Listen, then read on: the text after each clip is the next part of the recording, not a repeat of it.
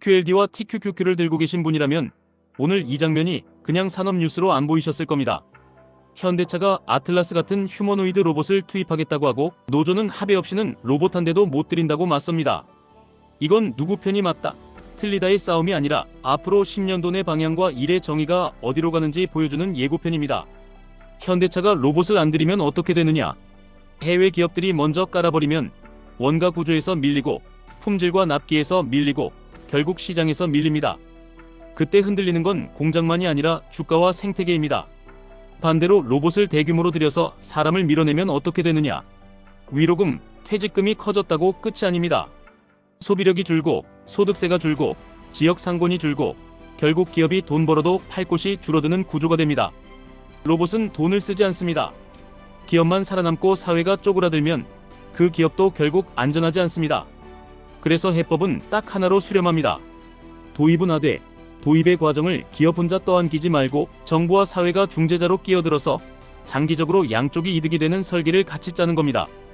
이걸 안 하면 기술이 실패해서가 아니라 갈등을 못 풀어서 터집니다.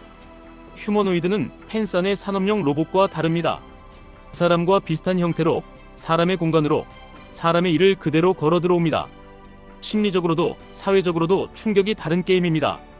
그러니 과거 논리로 밀어붙이면 반발이 커질 수밖에 없습니다. 여기서 핵심은 생산성입니다. 로봇이 들어오면 생산성이 올라가고 원가가 내려갑니다. 그 절감분과 추가 이익이 어디로 가느냐가 싸움의 본질입니다. 만약 그 과실이 오로지 기업의 이익으로만 쌓이면 노조가 막는 게 합리적인 생존 본능이 됩니다.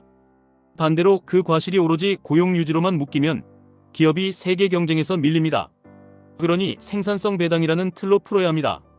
로봇으로 아낀 만큼 사람에게 시간을 벌어주고 직무를 바꿀 기회를 주고 새 수입원을 만들 수 있게 해주는 계약으로 묶는 겁니다. 노조가 해야 할 일도 여기서 선명해집니다. 로봇을 막는 것이 아니라 로봇이 들어올 때 무엇을 보장받을지, 어떤 전환을 기업과 국가가 책임질지 숫자와 시간표를 합의하는 쪽으로 싸움의 목표를 바꾸는 겁니다.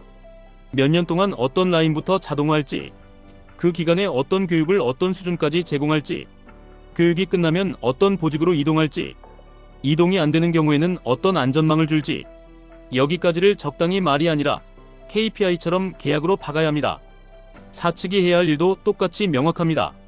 로봇을 들이니까 사람이 밀려나니 알아서 살아남으라는 식이면 남아있는 직원들의 신뢰가 무너집니다. 다음은 나구나 라는 공포가 조직에 퍼지면 누구도 주인의식으로 혁신을 못 끌고 갑니다.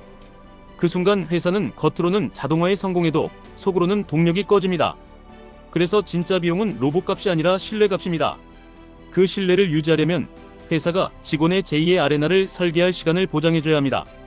기존 직무 확장 교육만으로는 부족합니다. 업을 벗어난 공부, 새로운 역할 디자인, 새로운 수입 구조까지 연결되는 코스가 필요합니다. 그게 이상론처럼 보여도 결국 가장 현실적인 투자입니다. 여기서 많은 분들이 이렇게 느끼실 겁니다. 나랑은 상관없는 대기업 이야기 아닌가? 아닙니다. 피지컬 AI는 현대차만의 문제가 아닙니다. 통신사, 클라우드, 데이터, 보안, 물류, 제조 현장까지 다 연결된 신경망 산업으로 바뀝니다. 앞으로는 공장 100개를 가진 회사가 강한 게 아니라 공장 100개의 데이터를 익명화해서 끌어오고 그 데이터가 흐르는 길을 관리하는 회사가 강해집니다. 제조 데이터는 개인정보가 아니라 운영정보입니다.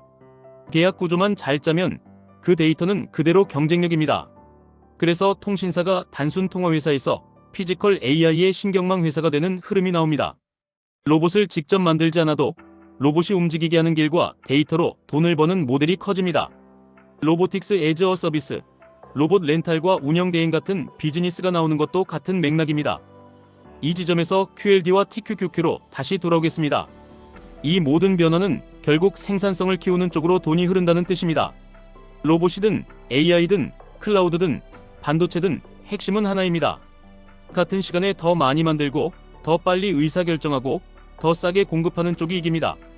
나스닥백이 강한 이유는 그 생산성 엔진의 핵심 부품들이 모여있기 때문입니다. 그래서 QLD와 TQQQ를 단순히 주가 게임으로만 보면 핵심을 놓칩니다. 이건 기술의 방향에 베팅하는 도구입니다. 다만 여기서 가장 중요한 경고도 같이 드려야 합니다. 레버리지는 방향을 맞추면 속도가 붙지만 흔들리면 체감이 훨씬 큽니다. TQQQ는 특히 변동성이 커서 잘 들고만 있어도 수익이 난다는 믿음으로 접근하면 중간에 멘탈이 먼저 무너질 수 있습니다. 그래서 QLD와 TQQQ는 감정이 아니라 규칙으로 다뤄야 합니다. 비중을 처음부터 무리하게 키우지 마시고 분할과 현금, 그리고 다시 들어갈 수 있는 여지를 남겨두셔야 합니다. 내가 버틸 수 있는 폭이 얼마인지부터 정해야 합니다. 그걸 정하지 않으면 하락이 올 때마다 내 인생이 흔들립니다. 그러면 이렇게 궁금해지실 겁니다. 로봇이 들어오고 AI가 확산되면 일자리는 결국 줄어드는 거 아니냐? 그럼 우리는 뭘 해야 하느냐? 답은 단순합니다. AI를 쓰는 사람과 AI에 쓰이는 사람으로 갈립니다. 어떤 임원은 AI를 효율화에만 쓰고 어떤 임원은 자기 일이 아닌 영역까지 실험하면서 새로운 사업을 만듭니다. 같은 도구인데 결과가 갈립니다. 잘 쓰는 사람은 원래 저렇게 똑똑했나 싶을 정도로 표현력, 기획력, 사고력이 확 넓어집니다. 반대로 어설프게 쓰면 보고서는 그럴듯한데 사람이 밋밋해지고 답답해지는 느낌이 생깁니다. 이 차이는 곧 성과로 올라옵니다. 개인의 연봉, 부서의 예산, 회사의 경쟁력이 체감될 정도로 차이가 벌어질 겁니다. 그래서 개인에게 필요한 건 거창한 전공 변경이 아닙니다. 첫째, 내 일을 AI로 더 빨리 끝내는 수준에서 멈추지 말고 내 일이 아닌 영역을 AI로 실험해 보셔야 합니다. 둘째, 내 분야의 현장 지식과 데이터를 정리해서 AI가 학습하고 재사용할 수 있게 만들어야 합니다. 셋째, 사람만 할 수 있는 역할을 더 강화해야 합니다. 설득, 협업, 이해관계 조정, 책임지는 결정, 고객의 불안을 다루는 커뮤니케이션, 이런 것들은 오히려 더 비싸집니다. 로봇과 AI가 늘수록 사람의 신뢰는 희소해집니다. 기업과 사회의 해법도 같은 결로 가야 합니다. 로봇 도입을 막는데 에너지를 다 쓰면 결국 외국 기업이 먼저 치고 나가고 우리는 뒤쫓는 입장이 됩니다. 반대로 로봇 도입을 밀어붙이기만 하면 사회가 찢어지고 소비가 줄고 세수가 줄어 전체 파이가 작아집니다. 그러니 합의의 모양은 이래야 합니다. 로봇을 투입할수록 사람에게 시간을 돌려준다.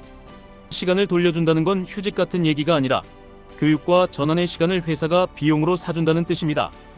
그 시간 동안 임금 구조가 어떻게 유지되는지, 전환 이후 임금이 어떻게 설계되는지, 전환이 실패할 경우 어떤 안전망을 주는지, 이것까지가 패키지로 가야 합니다. 위로금만 크게 준다고 해결되지 않습니다. 위로금은 대개 자영업으로 흘러가고 같은 경쟁 속에서 소진됩니다. 더 다양한 아레나로 갈 수 있게 길을 열어줘야 합니다. 투자자로서 이 흐름을 어떻게 쓰느냐? 저는 이렇게 정리하고 싶습니다. 기술의 승자는 결국 생산성 체인을 지배하는 쪽입니다. AI와 로봇 시대는 생산성 체인의 밸류에이션을 다시 매깁니다. 그 체인에 올라타는 가장 쉬운 방법이 나스닥 100이고 그 레버리지 버전이 QLD와 TQQQ입니다. 그래서 앞으로도 기회는 계속 생깁니다. 동시에 변동성도 계속 커집니다. 그러니 욕심은 크게 가져도 운영은 냉정해야 합니다. 분할, 비중, 현금, 규칙, 이 네 가지 없이는 레버리지가 독이 됩니다. 현대차와 노조의 싸움도 결국 같은 메시지를 줍니다. 로봇을 안 들이면 죽고 로봇을 들이면 갈등이 터집니다. 그래서 길은 하나입니다. 로봇을 들이되 사람의 다음 삶이 설계되는 구조를 동시에 깔아야 합니다. 그걸 기업 혼자 하라고 하면 안 되고 정부가 중재자로 껴서 사회적 합의를 만들어야 합니다. 기술은 이미 갈 겁니다. 남는 건 그 기술이 누구를 살릴지, 누구를 태울지 그 설계입니다.